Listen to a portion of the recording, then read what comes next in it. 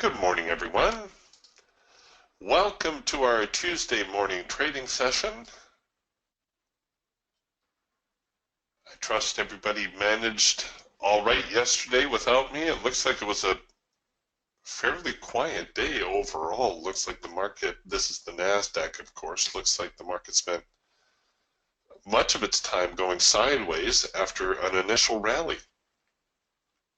So we had that move out of the open, which I suppose would have occurred right around here, a little bit of an uptick for about 10, 15 points, and then nothing but sideways trading for the rest of the session.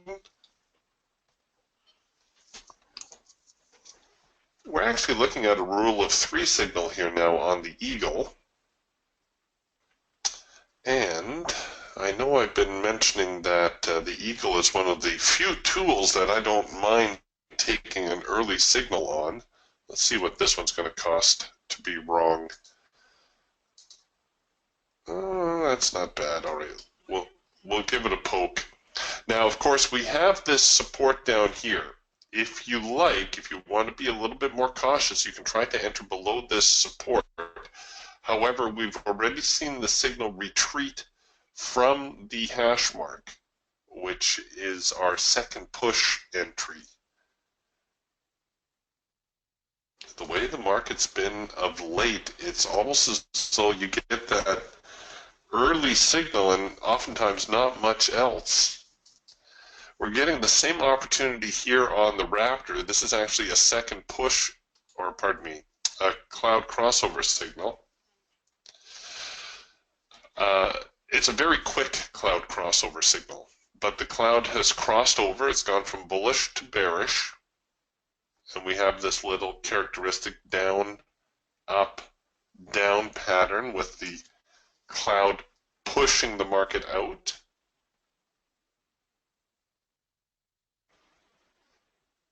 I'm not going to go too heavy on this, but it does seem as though the trend is down. We also have a first micro-macro cross order here. So you could look at, pardon me, you could look at setting that up as well.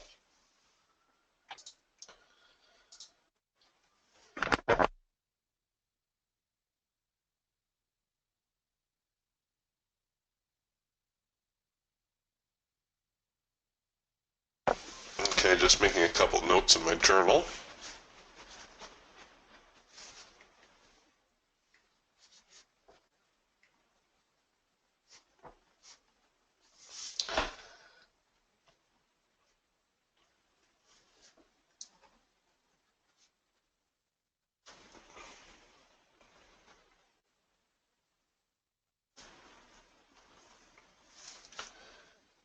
Stops might be a little bit cozy, but again, I'm looking for some early momentum here.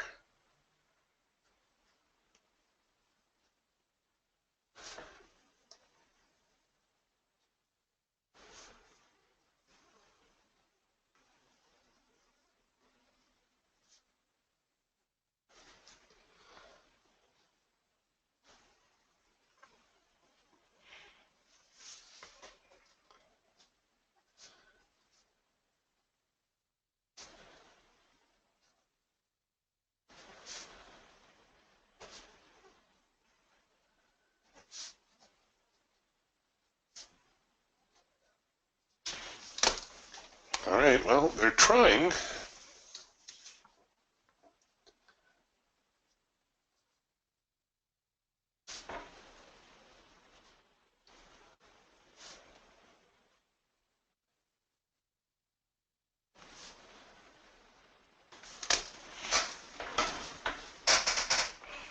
I guess I'd better get a stop in play here on the Raptor.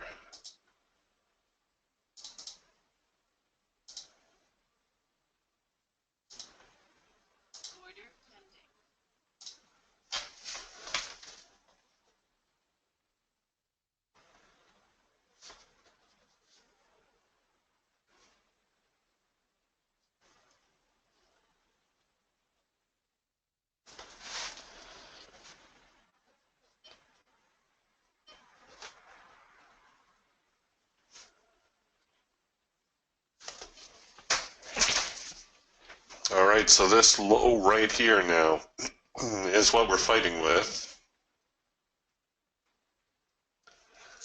Looks like 48.79. Oh, 48.78 3/4.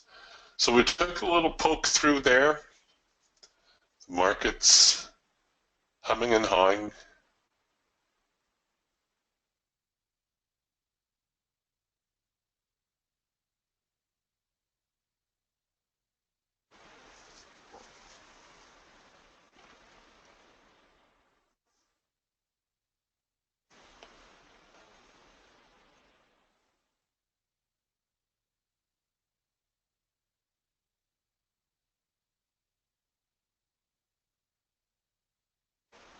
Come on. A question here from Mo. Mo asked, Eric, have you ever followed the natural gas futures? This market moves very nicely above the 50 daily moving average, and when it goes below it. I have. Currently, I'm following crude oil just because there seems to be a little bit more demand for crude oil. But yes, natural gas does move quite nicely. While crude isn't very volatile of late, natural gas definitely more volatile than crude. But yes, natural gas, you really have to watch them on inventory days because they are crazy. We'll pull up natural gas here in a moment and I'll show you the natural gas market. That's NG for those of you unfamiliar with it. Okay, so we've hit our break-even trigger. I'm going to roll my trade to break-even now. This is on the Raptor.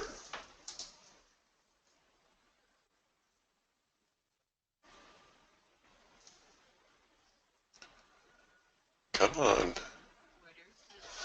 All right, so we hit our first profit target.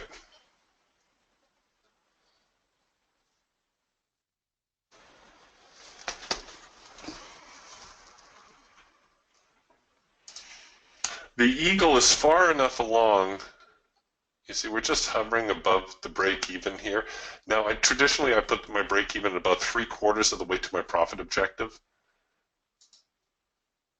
but that's close enough. I don't feel like leaving all that open.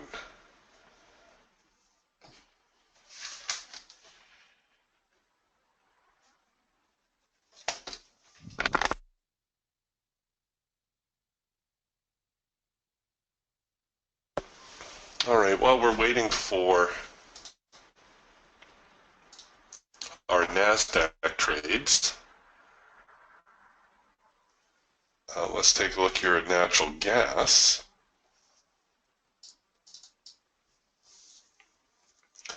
So here's natural gas now on the hawk. You can see we had a macro pullback signal here. You could also count this as a 4-arrow consolidation. Natural gas, like crude, does move faster, so a 3-arrow consolidation would suffice. And now we've also got a first micro-macro cross signal to sell. Let's see what was going on with natural gas yesterday.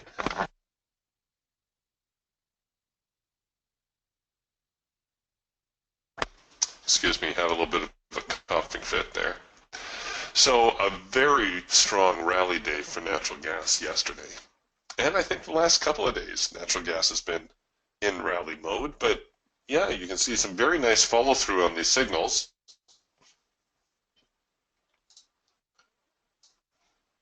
Maybe, excuse me, maybe we'll have to follow natural gas here for a little while.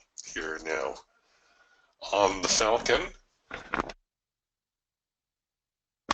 And whenever you're contemplating a market to trade, what you want to do is you want to take a look at a few of the signals and see what kind of follow through you had. So for instance, here on the Falcon, this is our trend change signal. And that had reasonable follow through to it. Not too much of a pullback. Yesterday, of course, all the signals were working just fine. always the case in a rally day. The next day, same thing. You shouldn't be turned off by signals like this, however. This is a trend change signal that did not work out, right? The market came down a little bit. Oh, I guess actually if you hung with it long enough, you would have hit your profit objective. So you can, what I was going to say is whenever you see a signal like this, inevitably somebody writes me and says, Eric, why did that not work out? That's a trend change signal. Yes, it is, but you also need to balance this signal here, the possible trend change, with what's come before. And you can see what's come before here is just a monster rally, right? Just a huge, huge rally.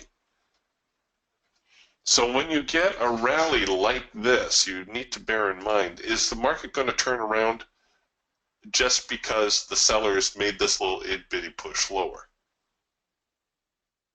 Right? Are the bulls going to walk away just because the sellers are flashing a little bit of a sell here? Well, this is why we look for tests of the extreme. If this market came back up now and retested the high and then failed and perhaps broke this low, then we could say, yeah, it looks like the sellers have stepped in and turned the market around. But when you get a very shallow, oh shoot, sorry, wrong button. When you get a shallow retest, then caution is in order. I'm not saying you shouldn't take the signal. It is a high probability signal. However, maybe you're going to dial down your risk amount, or maybe you're going to run a deeper stop in anticipation of a greater retest. If I go back here to where this trend changed over, you can see some more extreme retests, as in this case, the sellers tried to recover the market. And each time the buyers came back and forced the market higher. And that eventually led to that great big rally.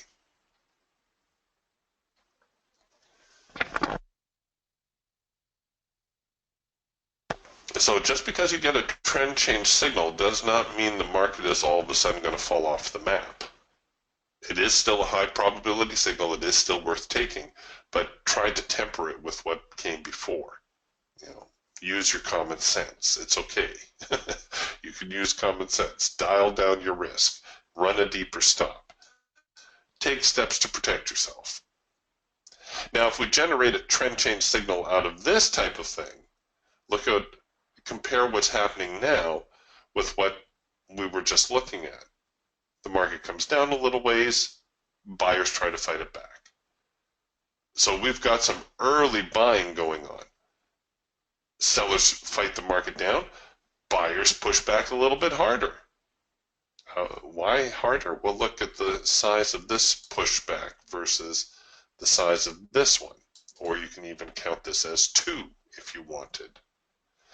So if we get a trend change signal developing now, you know, the market comes up, gives us our little retest, and then comes back with our trend change signal, that's something where I might be able to take it with a little bit more confidence based on what's come before. And what's come before? Well, it's a weaker downtrend. We're seeing more aggressive buying. So those kinds of things might make me a little bit more aggressive on the buy side also.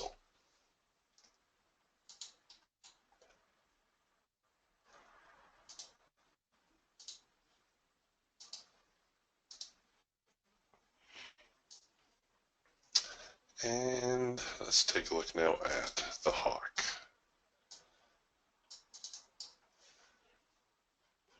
So you can see here very plainly the market's been in rally mode for 5-6 days. All right, it might be topping out. We're actually working a rule of 3 style signal right now. We only have 2 counter trend signals.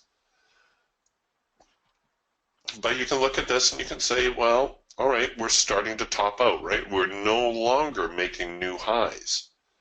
Technically, this is a higher high relative to this one. However, we're not getting the follow through anymore. We made the higher high, and what happened? All of a sudden, we broke that swing low, retreated to the trend line, produced a red bar buy signal, no follow through. What happened? We got another sell signal. Now, based on what I'm seeing here, I would maybe expect a little bit of an uptick and then another failure and another move lower.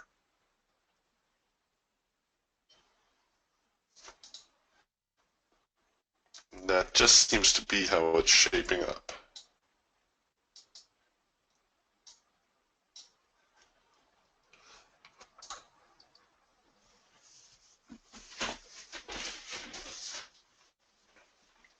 Okay, still nursing our NASDAQ trade.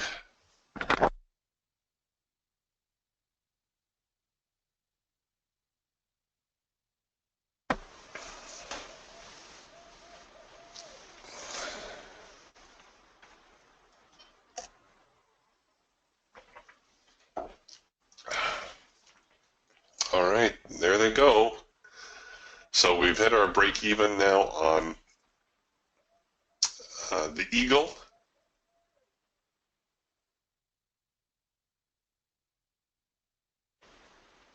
And just hovering above our profit target for the Eagle.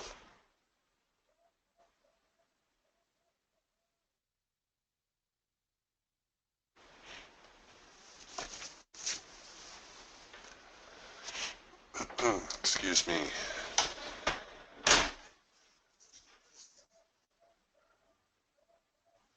There we go. Come on. There we go. Come on. Hooray. All right, so the Eagle fell off quite nicely off that first signal, which is essentially a rule of three, even though we had the band flip a little bit here, a little premature, and then come back. You should not try to micromanage your trades. Remember what a rule of three is showing you. It is showing you a market that's potentially reversing. We're looking for signs that the market is no longer able to maintain the uptrend. So in other words, we're looking for tests of the extreme. In this case, the extreme is the high. So we had tests here. We had a breakout through the support, had another test of the high, another breakout through support, another test of the high, and then here we come with that third signal. Actually just prior to the market open, and then we had our trend change signal with the market open.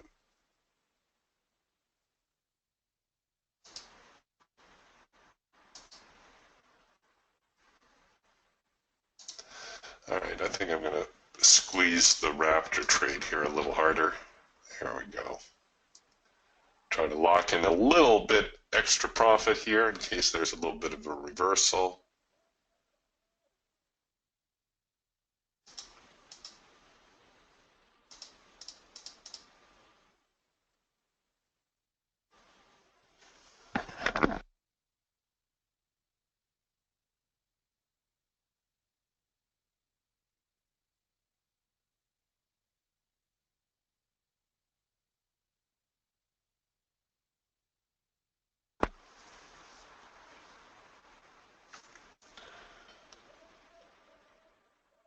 All right, getting some good follow through now.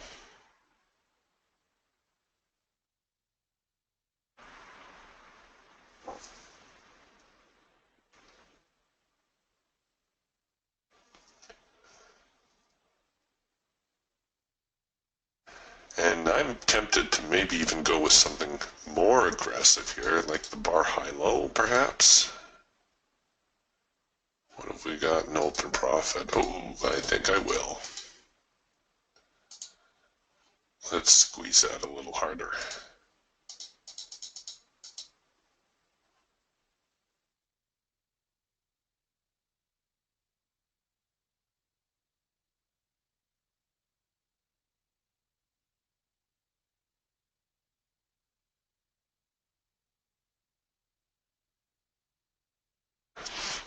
parabolics and the bar high-low, two of the more aggressive stop strategies. You can dial down the other stop strategies to be more aggressive. I don't use the moving average strategies a lot, but there's some ultra aggressive ones in here, like the TIMA, the triple exponential moving average. That'll keep it very cozy. Very cozy stop. Even the percent mode, you can dial this down a little bit, maybe go to 0.1%. You'll see that keeps your stops very, very tight as well. Actually follows the market pretty nicely if you're looking for an aggressive stop, if you don't want to leave it too much in open profit.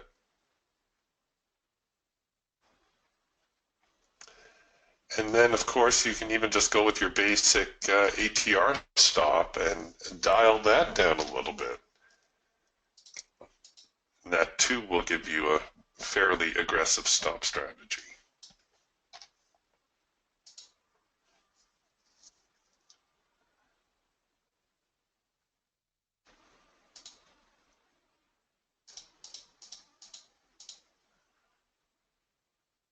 No! Don't tag us yet. Come on, we're having a good time here. Let's go. So we hit this 4860 area.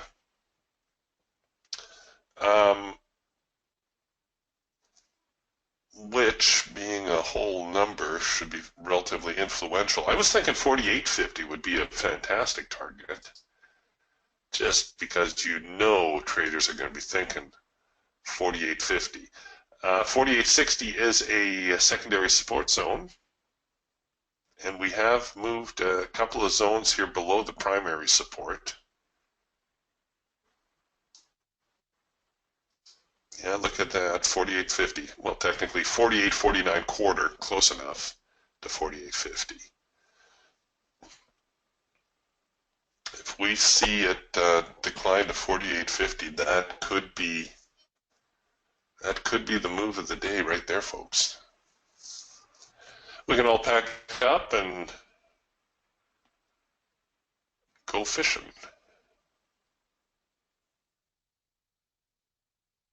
Although it's starting to get a little cool on the water out here.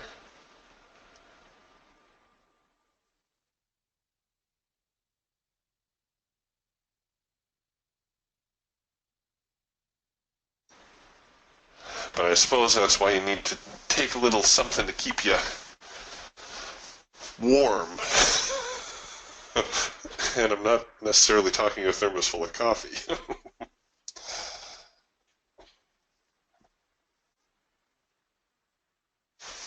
All right, so we were watching natural gas market a little bit, and I was mentioning how we might expect a little bit of an uptick here, which seems to be what we're getting, a little bit of an uptick, and then perhaps the market coming back with another sell signal that would complete our rule of three and might indicate that natural gas is prepared to head lower. With most counter trend signals, you should always try to cover above the high. Now, you can see natural gas is going to be the same kind of problem that we have trading crude oil, namely, sometimes it's difficult to cover that far back. Let's see, what's that worth? Yeah, it's a lot of money.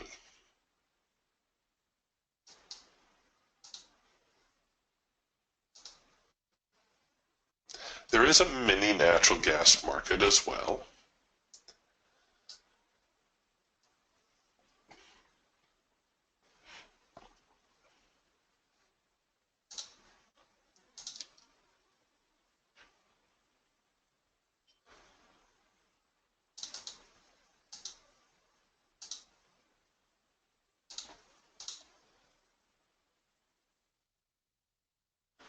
Okay, we're squeezing really, really hard now.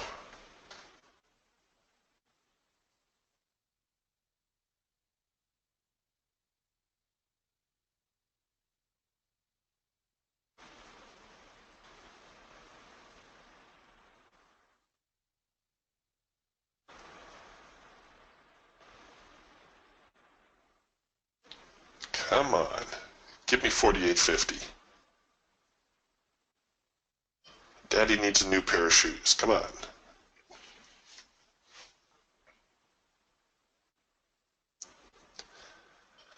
$400 is such a pretty number. I feel just like hitting the close button, but I'll leave the extra $25, $30 in play.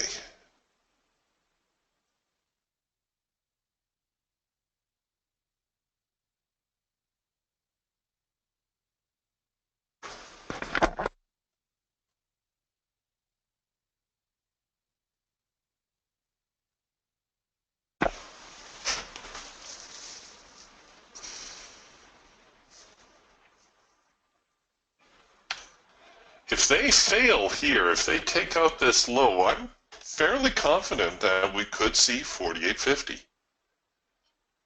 I don't think there's much question that the NQ is in a downtrend today.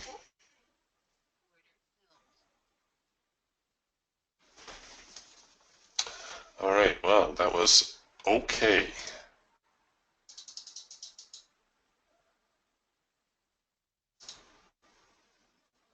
All right, just gonna make a couple notes here in my journal.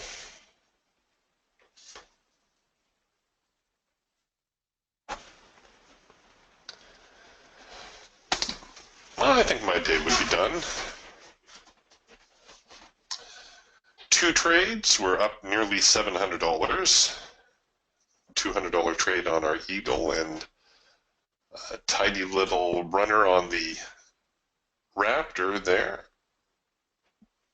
If you're looking, people often ask me about putting runners in. And runners are always a good idea if you can afford them. Now, I know it seems counterintuitive. It seems like, well, if you have less money to trade, you should be trying to earn more. The thing with the runners is that the market doesn't always run out. And if you're trading a small account, very often you could have $50, $100, $200 in open profit. And if you try to run it out further, well, then the market will usually move against you and take your $100 or $150 or $200 in profit. It's not yours until you actually bank it.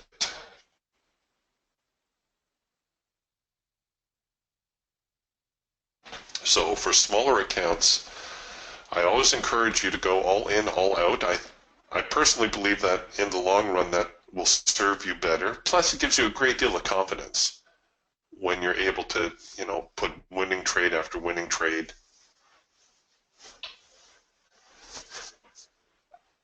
Once you have a little bit more capital to play with, very often it can be advantageous to put a runner in, and if I put a runner in, it's almost always early in the day, to try to catch that early move. Sometimes you can try a runner toward the end of the day as well, because it seems that last hour and a half of trading, we can see some pronounced moves, a little bit more follow through as traders jockey for position or try to exit their trades.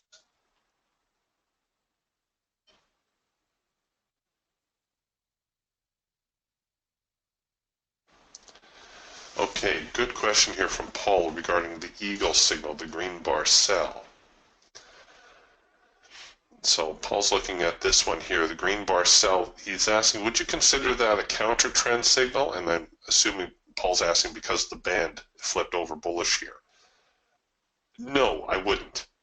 I would actually you could consider this your rule of 3 signal if you wanted.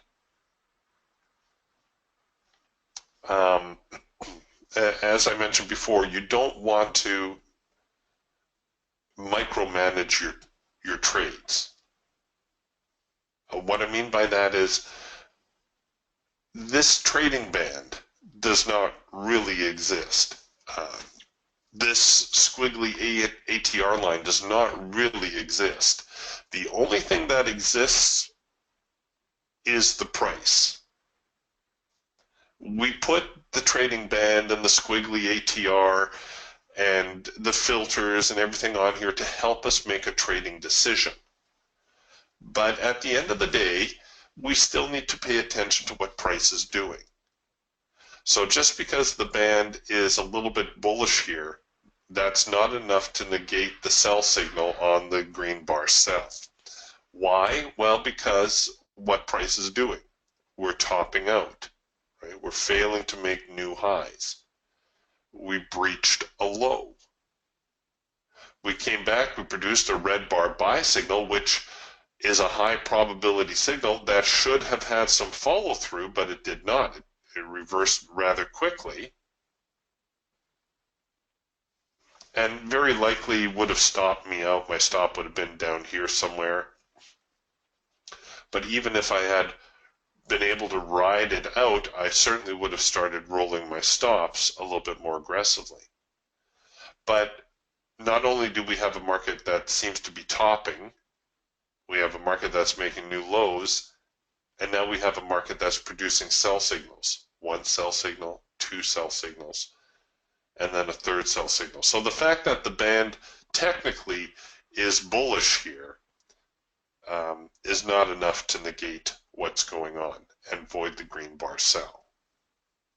So yes, you could have certainly sold a little bit earlier if you're not sure. You know, the thing with the counter trend signals, we've got the rule of three on the eagle, we've got the double dot signal on the falcon, we've got the red bar buy, green bar sell on the hawk. Those are all our counter trend signals. If you're unsure, because a counter trend signal by definition is a riskier trade, if you're unsure, wait for the with trend signal. In this case, you can see it developed fairly close to the green bar sell, so you really didn't give up that much. And you'll see this happen time and again. If you look back in your chart and you try to find,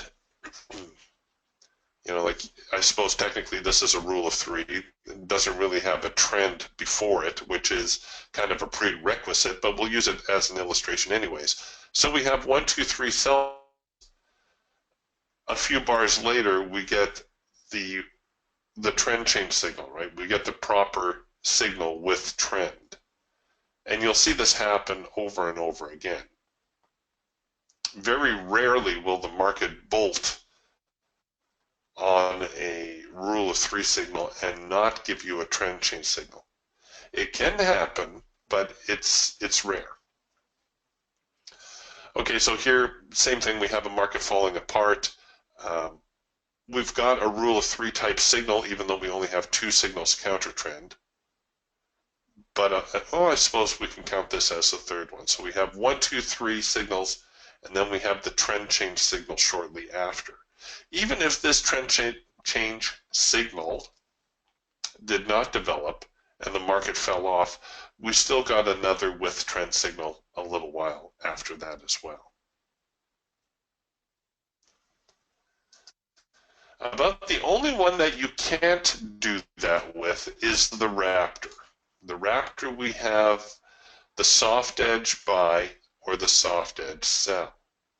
That's the counter trend signal on the Raptor. So when we have a trend, remember, before you have a counter trend signal, you always have to have a trend. So we've got a trend, and we've got the test of the extreme, the retest of the high. So here is the soft edge sell signal. Our target is the hard edge down here. This is a counter trend signal on the Raptor. It's a high probability signal on the Raptor, but it doesn't usually give you a second chance. So for you Raptor traders, when you're looking at this counter trend signal, you're pretty much going to take it or pass, and very often you won't get a second chance to get in. In this case, I think you actually did get a second chance. Yeah, right here. The market retested the high, came back, gave you another chance before finally falling off. But that doesn't usually happen. Usually you get the soft edge sell and the market goes straight down.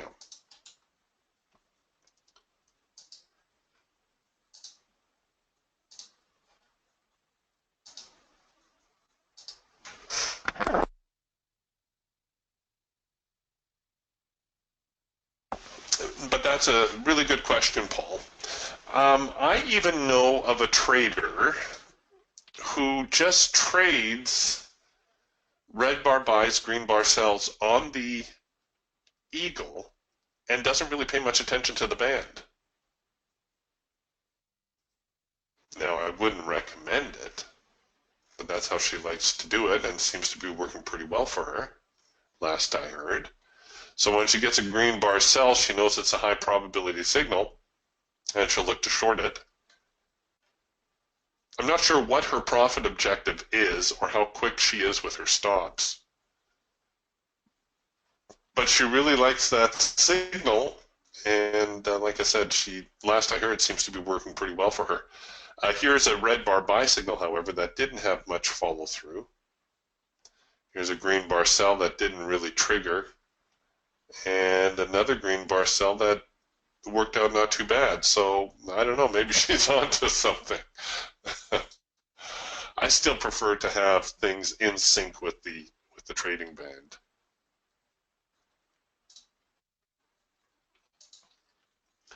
Anything to improve your probability.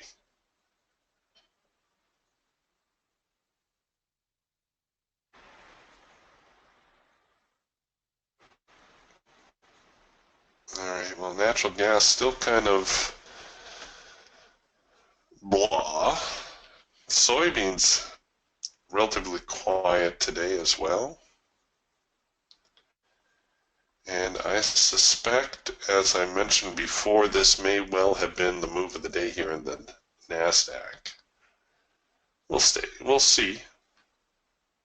see what happens.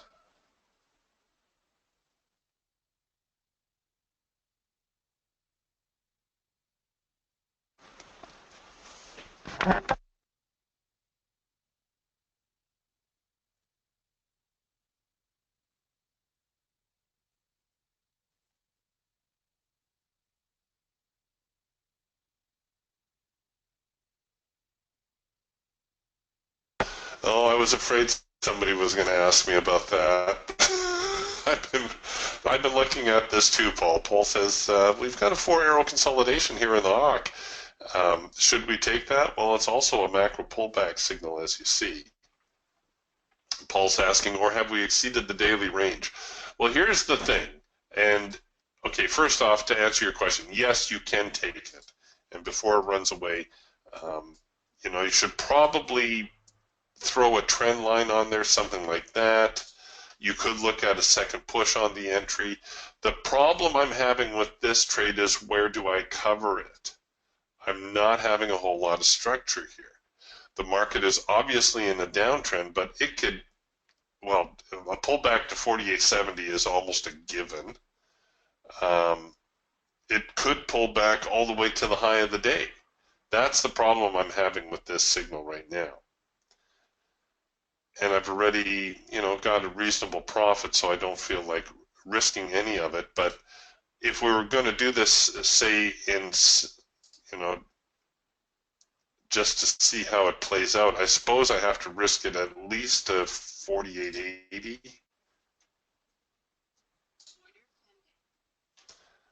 This would be a trade I'd be more inclined to go all in, all out on, just because we're kind of tapping the lows here twice already, right? We've got a little bit of a double bottom, a little bit of a test of the extreme.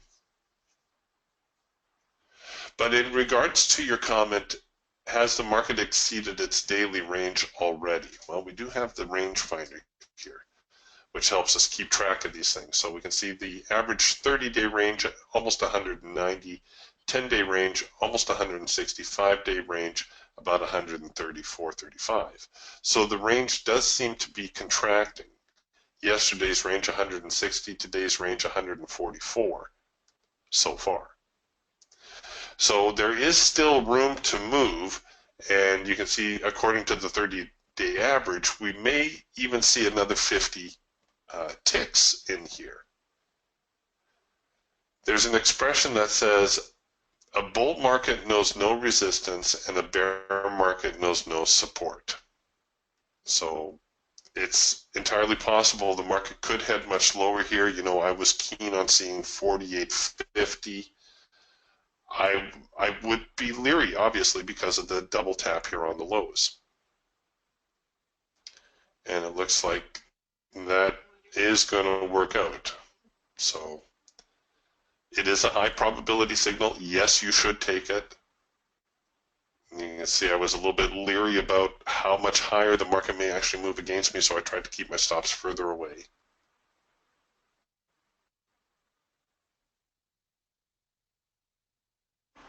Look at the range now, we're up to 168 already. So we've surpassed the 10-day average, and now we're quickly closing in on the 30-day average, which was just shy of 190. We're up to 171 ticks already.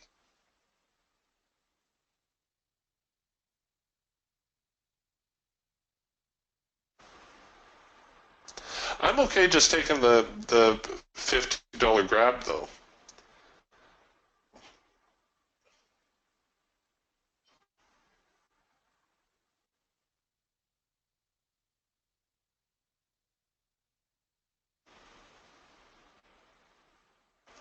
Sometimes it's really difficult to convince yourself, right? I remember years ago in one of the trading chat rooms, and these were in the days where I felt like that bumper sticker that says hire a teenager while they still know everything. You know, when you're young and you think you know everything and you really know nothing. Well, that's how I was. I wasn't a teenager, but I was a teenager in the trading world. And I thought I knew everything, and I knew very little. And I remember one of the trading room members was trading trend lines. And, you know, he shot his trend line however it fell. Let's say like that. Oh, actually, I should have done that. It would have given me a little bit more confidence on that. And, you know, it was a civil chat room, which was nice. A lot of them degrade rather quickly into flame wars and whatnot. But I forget the market we were looking at, not that it matters, but I was saying, oh, it looks like the market's going to rally because this, that, and the other thing. And he said, no, it's going to touch the trend line and it's going to fall off. And this market had been in an extremely long downtrend. And I kept thinking to myself, there's no way it can still rally. And sure enough, I thought to myself, there's no way that it could still go lower. It must have to rally. And sure enough, it hit the trend line and it went lower still. And it hit the trend line and it went lower still. And every time I would say, oh, it's going to rally, it's going to rally. And he would say, no, it's going to go lower. It's going to go lower. And it really opened up my eyes to the importance of trend and what kind of momentum is really behind the market. Like when the market has a well-established trend like what we're seeing here, it will remain in this trend until it breaks out. And even then, it's going to react and try to recover the trend. And not until we get that failure, this right here, this test of the extreme, not until this point occurs, do we know for certain that the downtrend is over. And that's not to say that the market's going to emerge into an uptrend either. It may well just end up going sideways, which is actually my prediction here on the day. Look at that, we did hit 48.50. After such a strong downtrend, it's going to take some extremely bullish news to reverse this market and send it into an uptrend. What is more likely to happen is that the market's going to go sideways for much of the session. But my point is, you look at this and, I'm with you, Paul. I'm looking at this and saying, well, can the market really go much lower? Well, it's a high probability signal, so I should take it.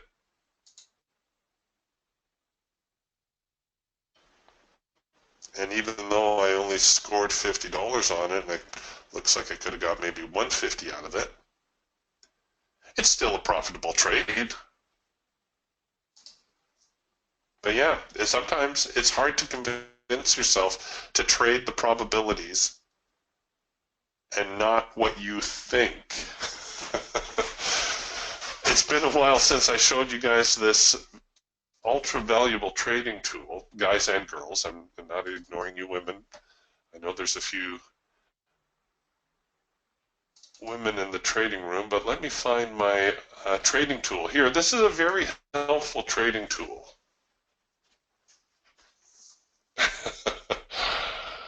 It sometimes, in order to be successful traders, we just need to get out of our way. And very often we overthink things.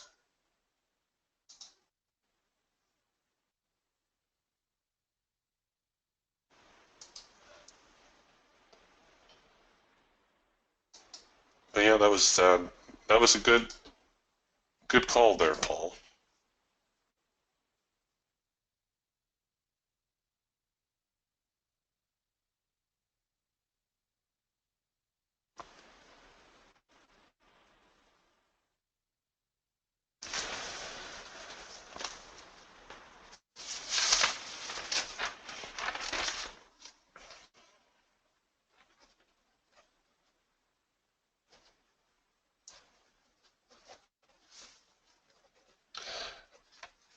I'm just making a few notes in my journal. This is how you gain confidence in your signals as well. If you journal your trades and you make notes of things like, there was a 4-arrow consolidation and a macro pullback and a strong downtrend.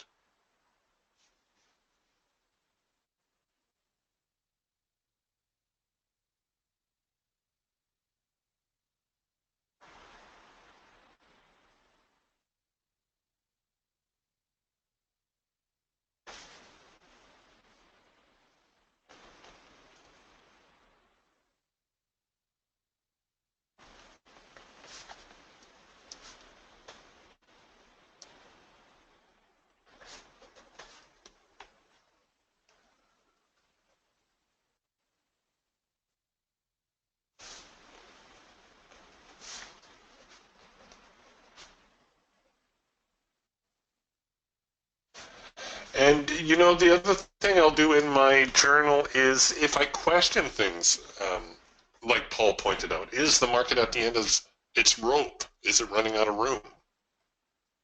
And then I can answer those questions as well.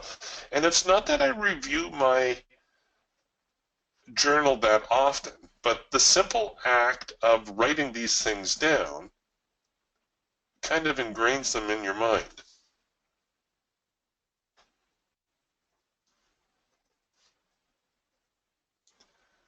And I'm a big fan of writing things down in your journal, not a typewritten journal.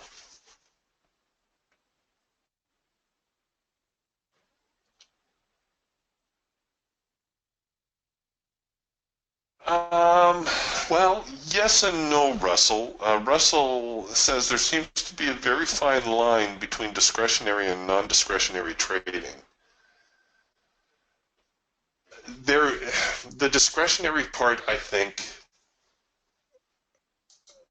comes in the form of interpreting the context, right? Trying to get a handle on what price is doing. Is the market truly topping out, or is it merely pausing before the next uptrend? That's the discretionary part. The signals themselves are totally non-discretionary. It's just whether or not you have the courage to take the signal. And I'm not saying that in a defamatory way. There's a lot of times that I have to force myself to take the signal, where I will see something, well, like the, let's go back here to this 4-arrow consolidation, because this is a perfect example. I saw this 4-arrow consolidation, I saw this macro pullback, and I was really humming and hawing on it, because it doesn't look like it can go lower, does it? And hey folks, I'm not a rock star here. You know, I'm just like you guys are. I look at this, okay, 4-arrow consolidation, macro pullback. It's a high probability signal. I know I should take it. I don't have the courage to risk it there. Maybe if I went in with a onesie, I could have done that. You know, I would have thrown that in, 80 bucks. Okay, I'm good with that. But to go in for the full 2% and say, yeah, let's take that with 5 contracts. I'm not that guy. I can't do that. I can risk it up here to 480 because I'm fairly confident if the market retreats against me, I'll get at least one chance to adjust my stop. But the signal itself, no, the signal itself is totally black and white. There is no gray area with the signal. This is a macro pullback. This is a 4-arrow consolidation. It is a high probability signal. The question is, do I have the courage to take it? That's the part I suppose we wrestle with as traders. The discretion is, excuse me, is the trend itself. Now, we're going to probably get another macro pullback signal here. We know that within a trend, we normally only get pullback signals. So when you get this second macro pullback signal, if we get it, it's okay to be a little bit more gun shy about it. Dial down the risk. Maybe just take a single contract. But it will be a high probability signal. Then there's also, you can also balance that with, you know, your daily limits. I've run into so many traders who will have a profitable day and then they don't have the good sense to stop trading. Trading is not a production line. Trading is not a factory. You don't make more by trading more often. You make more by trading more contracts, but you don't make more money by trading more often. And it's, you know, it's something that a lot of people have difficulty wrapping their heads around. So you've probably heard me mention before, I like the idea of going into a day with a trade quota. Some of my most profitable days have been days where I've only traded 3 or 4 times, but I've traded with size. So I look for the high probability signal, I'll take the trade, I'll go in with size.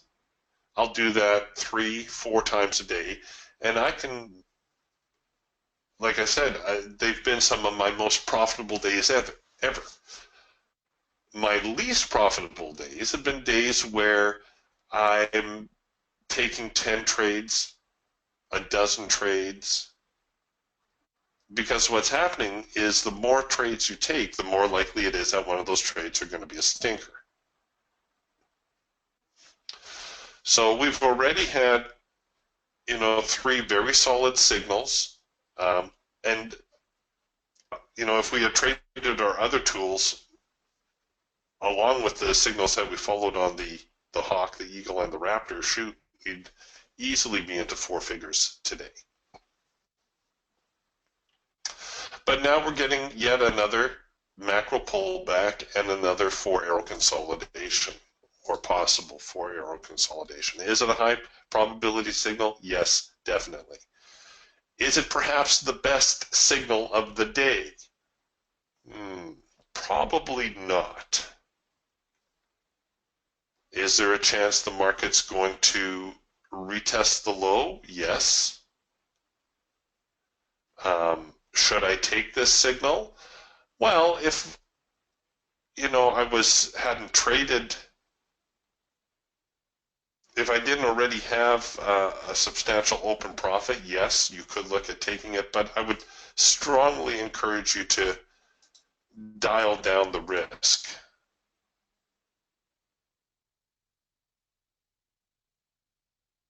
I hope that makes sense. Sometimes I try to explain these things and I feel like I'm fumbling looking for the right way to express it. Is this a high probability signal that we're getting in the Hawk? Yes. And it may well fall off the map here. Actually, let's throw another trend line on here.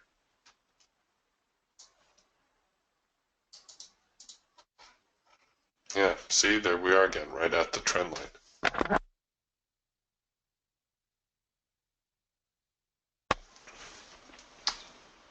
I don't have the courage to take it. My day is done. I was done after the first couple of trades. I think we might see another reasonable opportunity closer to the lunch hour and before the close of the day. You can look at a second push signal also.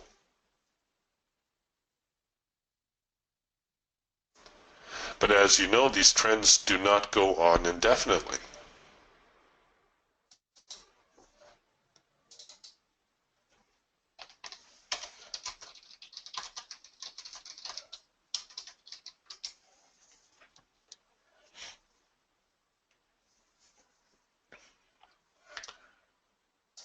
All right, so we'll post this.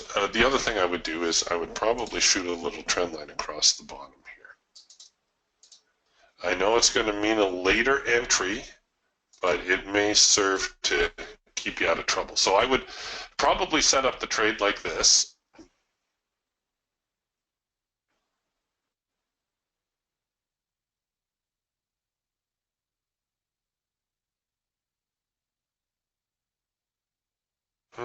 Maybe I should have taken it on the hash mark. We'd almost be to our profit objective.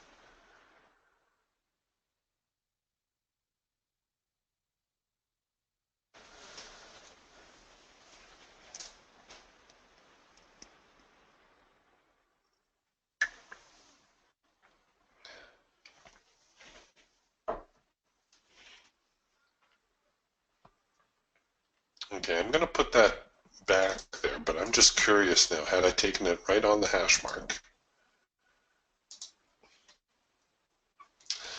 Well, we kissed the profit target. We would have certainly hit our break even. Let's go back here to where we were. I think we entered somewhere around there. Excuse me, had to stop somewhere up there.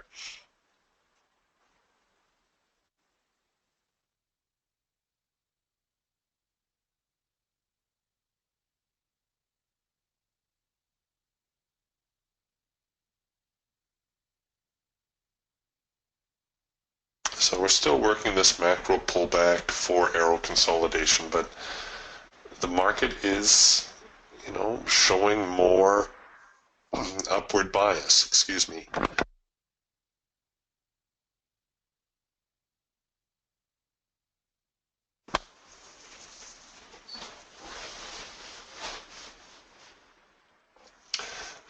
even though my stop is up here.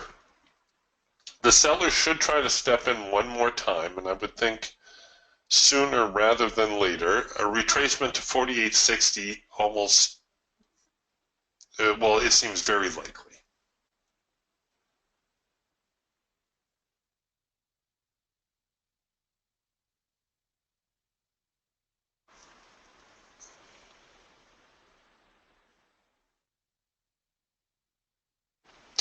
All right, 1 second. Paul's asking, can you take a look at crude oil on the Eagle?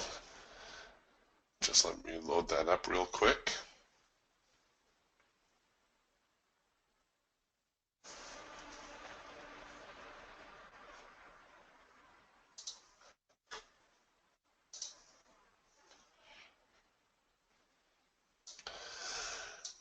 Now, crude oil has been on a tear higher for, the last week and a half.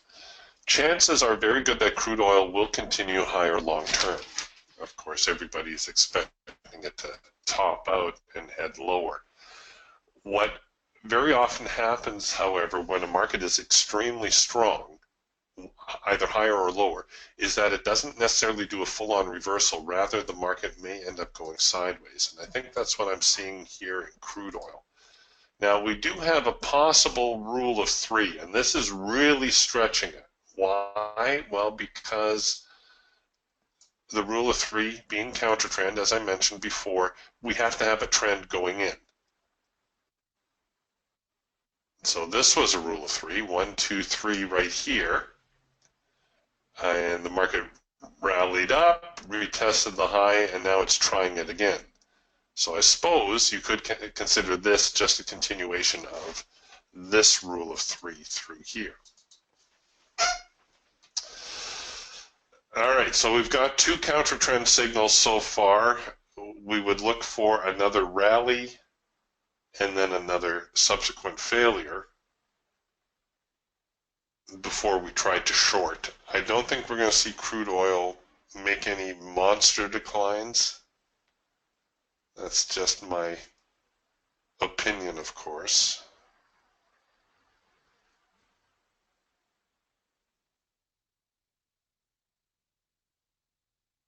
Don't really see much of an opportunity here at the moment, though, Paul.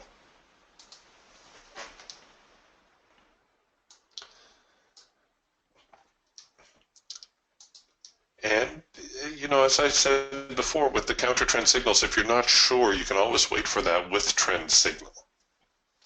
What might be more inviting than the eagle signal is the hawk on crude oil. We are getting a first micro-macro cross signal lower. The reason I say this might be more inviting is because we could actually get to our profit objective before the lows or as we approach the lows.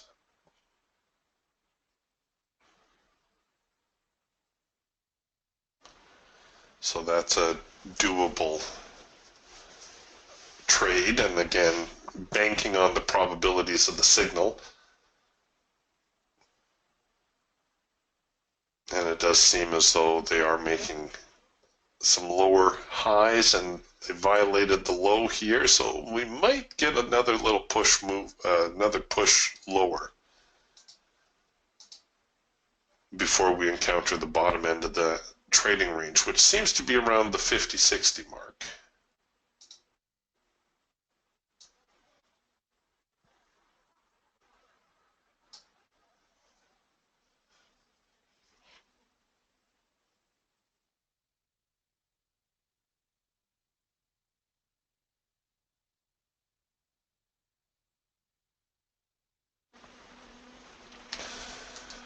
All right, so if we're already short here, I'd really love to see one more bar lower.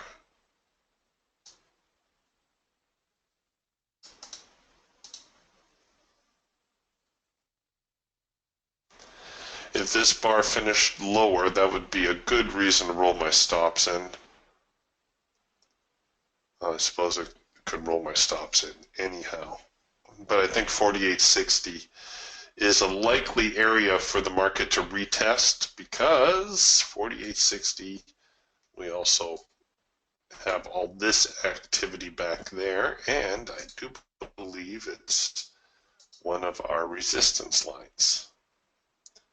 4860 and 3/4.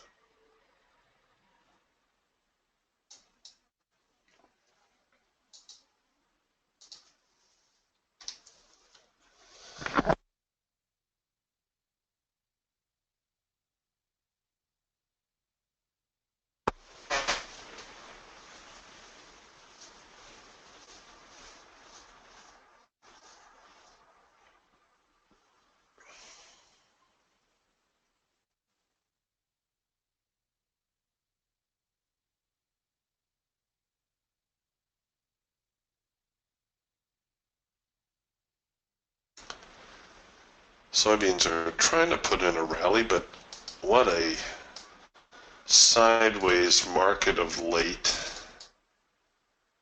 Very un-soybean-like. Usually soybeans are like, oh, I gotta go back a few days, but they'll pick a direction and stick with it. There we go. So they'll choose a direction, and then they'll just have some very nice follow-through. But for the last 3 or 4 trading days, soybeans have been very, very sideways. And you can see a trade forecaster saying, we're currently in scalp mode, moving into trend mode, which hopefully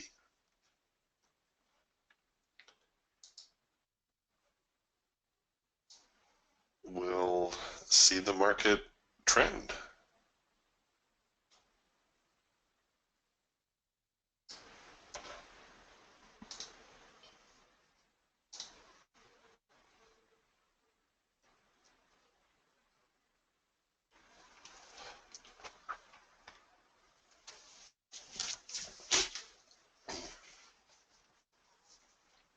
But I think, as I mentioned before, I think that's the move of the day right there, what we saw out of the gate this morning.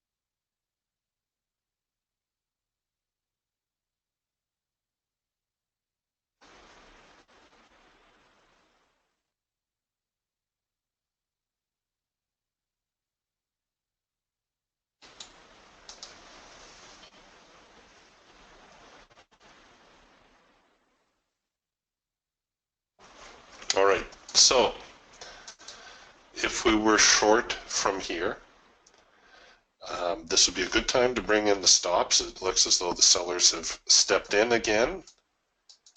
So we're effectively reducing our risk by about half.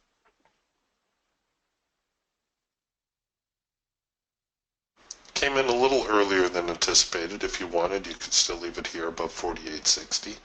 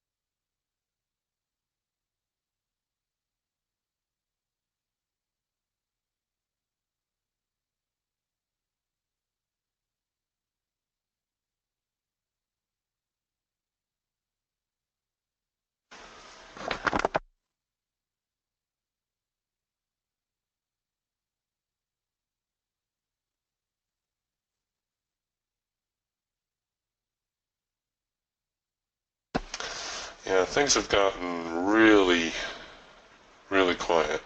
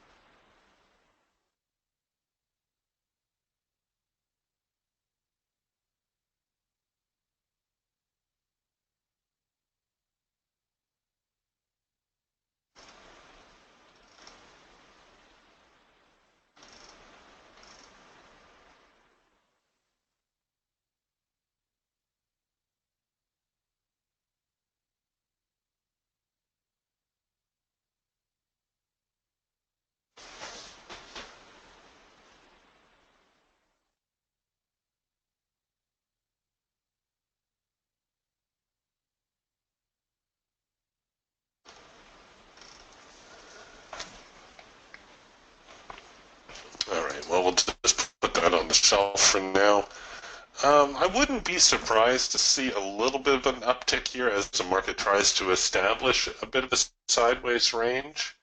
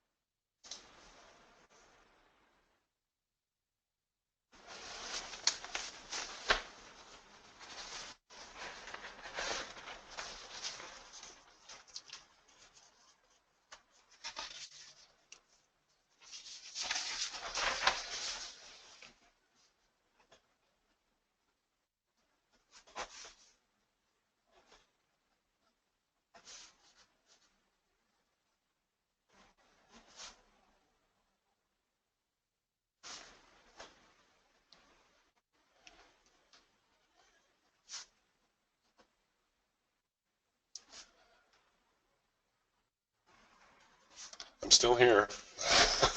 Just making a couple of notes. There's really nothing going on across the board. All the markets are quiet right now, which seems to have been the way things have been of late also. We get that early move, and then things get really quiet, and then we'll get another move in about, probably 45 minutes or an hour. And then things will get quiet again, and then we can come back in another hour's time and see another move.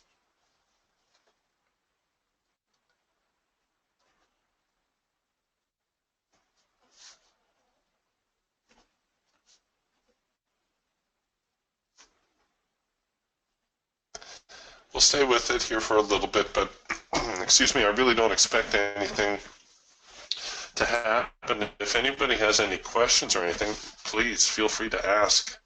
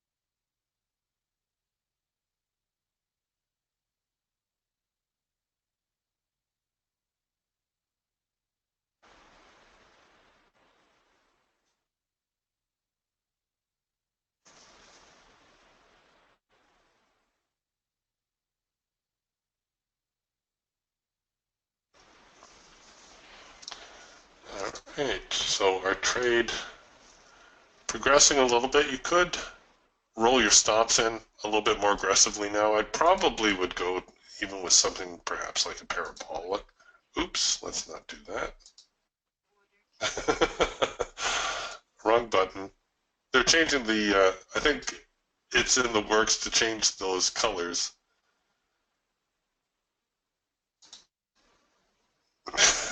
How often has that happened? There we go.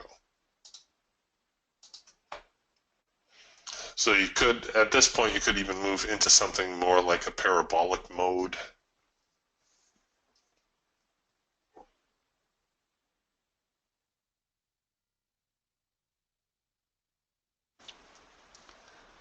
And definitely consider a break even.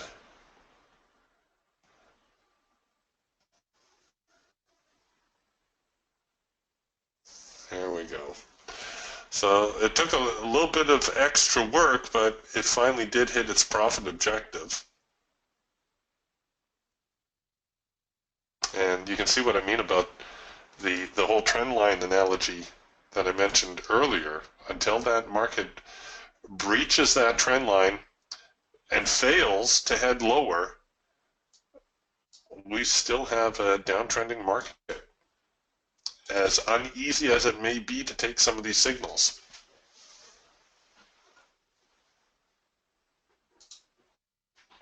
We're in new territory now, though. Trade manager says or day ranger says we're up to 190 ticks today, which is a monster day in the NQ.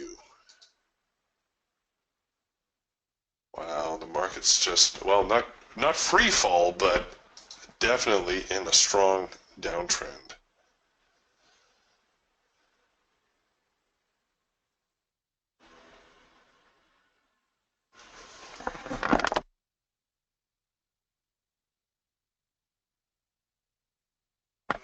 All right, folks, I think we're going to button up the room. Well, as I said, the market's obviously in a downtrend today, so look for selling opportunities. I think I'm going to call it a day, though, myself. A reminder, Wednesday, we're going to be meeting in the open house room, so I hope to see you there. Oh, Marlene's asking, how early in the trading session would you take a trade on the hawk? Well, I think, again, Marlene, it boils down to the probability of the signal. If I get a first micro-macro cross signal, it's probably a pretty good bet I'm going to try to take it. And so here's your first micro-macro cross about a minute or so into the session. It is a high probability signal. It is worth taking. If your capital only allows you to take a single contract, because it's the first signal, because it's early, if the market is going to run out, it will tend to do it early. The first 20 minutes, half an hour, that seems to be when the market, if it's going to bolt, is going to bolt. So if your capital only allows you to take a single contract, this might be the one that you're going to try to run it out. And a day like today, you would have had pretty good success, I think. Even if you got stopped on, somewhere down here, it looks like that's still like a $200, $250 move. Or depending how you managed it, you may even be in it still. But regarding the hawk, you can take an early signal, but I would base it on the probability. So something first macro cross, macro pullback, 4-arrow consolidation, all good reasons to give it a try.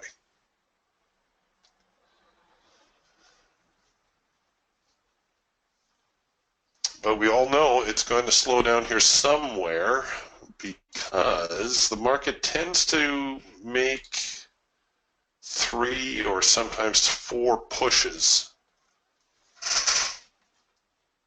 So we've had support here.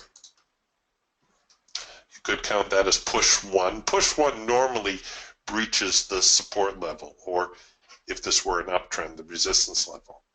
So there's breach number 1, or push number 1. Then we have a little bit of a pullback, or in this case sideways trend. This would be, well, the hawk sometimes develops more than 3, but we could say this is number 2.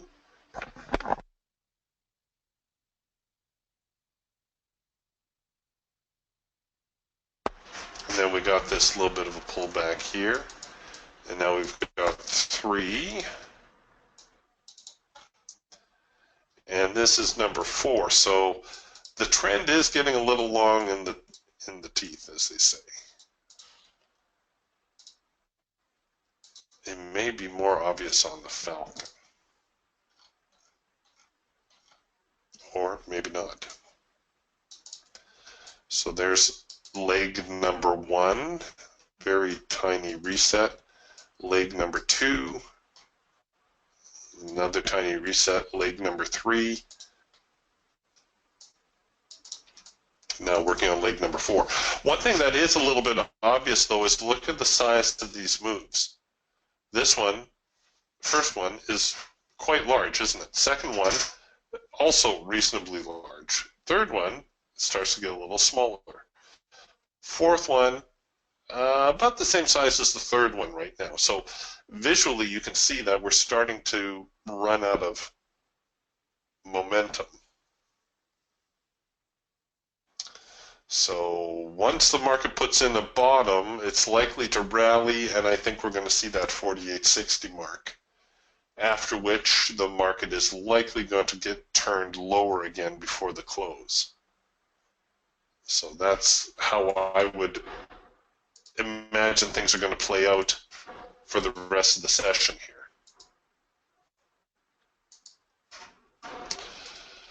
All right. Any other questions? Type quickly. Oh, Marlene's asking, what's the address for tomorrow's room? All right, if you haven't already registered for the free room, let me show you how you can do that. So if you go to the indicatorwarehouse.com webpage, you'll see the link for the free trade room.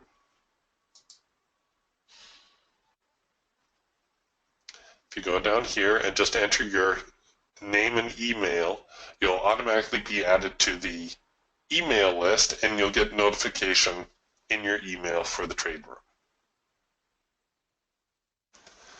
And that's every Wednesday. That's really just for people who are interested in DTS. They don't know anything about it. It's an opportunity for me to show them the tools and how they work and answer questions, and hopefully even pick out a couple good trades.